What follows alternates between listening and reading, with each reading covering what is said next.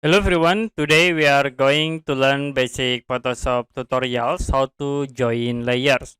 I will create new file with a default template settings and I will insert for example image.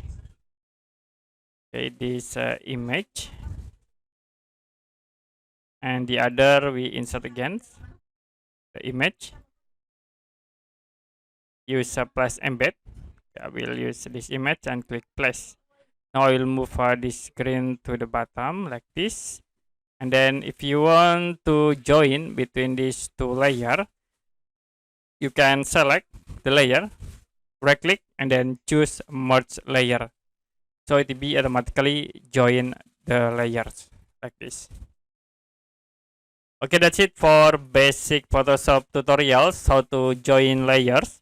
And if you have any question about this tutorial, you can comment below this video.